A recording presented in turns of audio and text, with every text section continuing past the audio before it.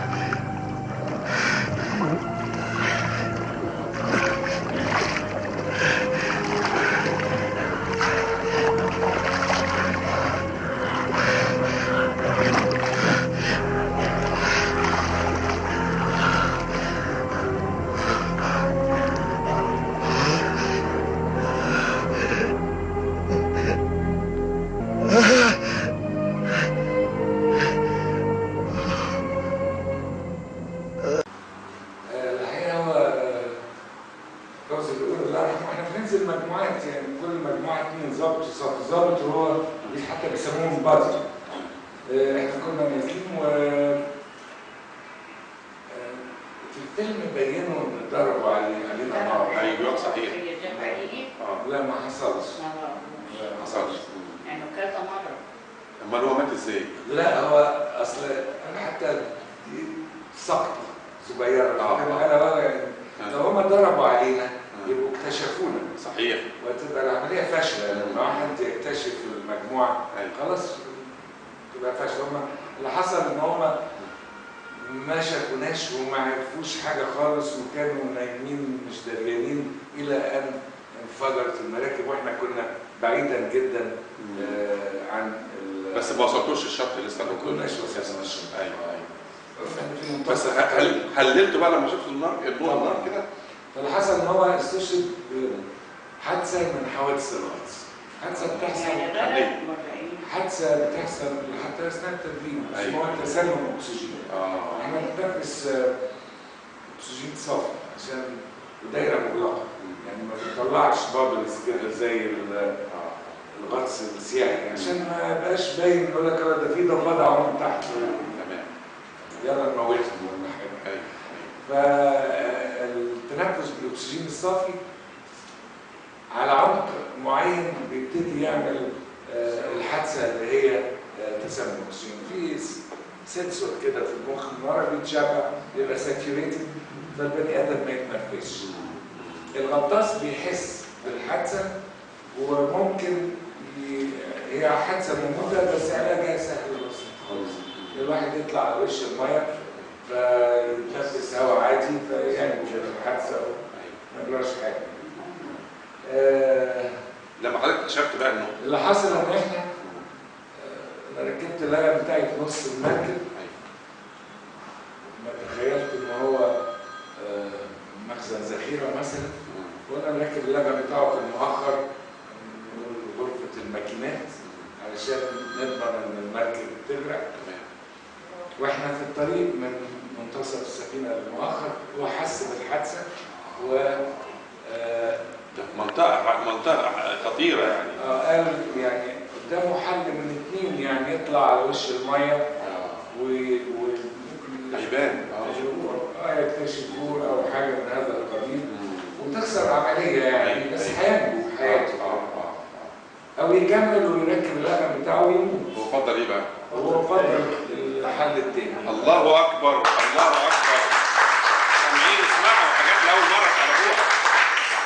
حقيقه راح وكمل هو يعني بيعاني من اثار الحادثه وركب اللبن بتاعه وقال لي انا مش قادر اطلع على وش الميه وقد كان طلعنا على وش الميه كان استشهد. دي بس بعيد عن منطقه النوم الكتاب. قصه استشهاده حتى بالبطوله جميله جدا يعني. طب حضرتك عملت ايه بقى لما استشهد؟ لا دي بطوله اخرى. بطوله اخرى ما هي دي.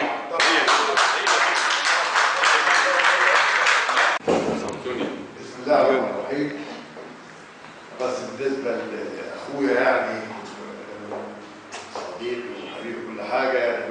الوهاب هو عمره ما يقول دوره، يعني كل مرة كده يقول دور زميله الشهيد فوزي البرقوقي وما يتكلمش على دوره.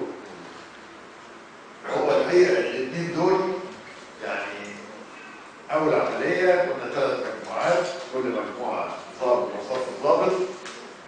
فعلا المجموعة الثالثة معلش أنا ماشي بالأقدمية، أنا يمكن أقدم واحد يعني المرحوم جويش وبعدين نبيل عبد الوهاب. المجموعة الثالثة دي فعلا مجموعة مميزة، الاثنين أبطال. بتكلم على دور زميلي الشهيد فوزي البرقوقي، ما اتكلمش على دوره. احنا التعليمات بتاعتنا ان لو زميلك استشهد في ارض المعركه تسيبه وترجع انت. مش مقصود ان احنا مستغنيين على الناس بتوعنا صباح الله يعني، ولكن بيبصوا لها نظره اخرى ان انت في وسط ارض المعركه مينا للعدو، فطبعا هيعيقك ان انت تطلع، يبقى كل الانظار متجهه اليك، السفن الزحلية بتمر، فممكن يكتشفوك يا هيموتوك يا هياخدوك اسير، وممكن طبعا هيقعدوا يعذبوك وبتاع ويتكشف، لان الحاجات دي بتبقى سريه جدا، والناس اللي ساعدونا والناس اللي دخلونا والناس اللي عملوا يعني الموضوع بمنتهى السريه، عشان يتعمل مره واثنين وثلاثه يبقى لازم في ضي المدمان يعني. الحقيقه الابطال نبيل وبيتهيألي انا معاشرتي معاه محدش كان هيعملها غير نبيل عبد الوهاب. نبيل عبد الوهاب ليه؟ وشين، مش وشين يعني وحش ولا حاجه يعني. في المعركه ليه اسد ويعمل اي حاجه، منتهى الشجاعه. الناحيه الثانيه في ناحيه فنيه يمكن ما تعرفوش، بيرسم بالزيت الله، ويسمع مزيكا الله، ويتذوق الشعر ويعزف حبيب جامد قوي.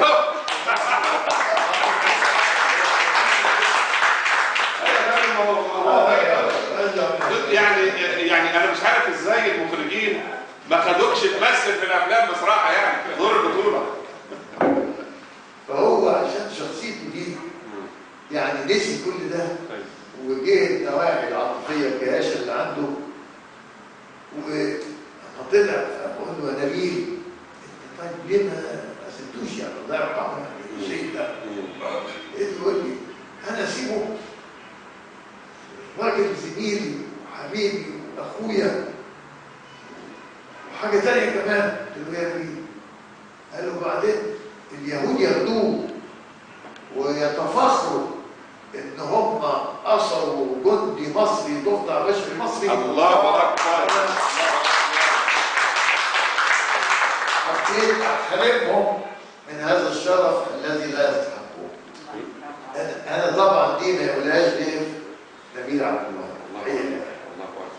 وضحى بنفسه يا فندم، ده يعني قصدي مخطط. احنا الحقيقه طبعا وصلنا قبلهم كتير وكنا مستنيين على الشاطئ في العقبه، وقلنا الاثنين دول طبعا استشهدوا.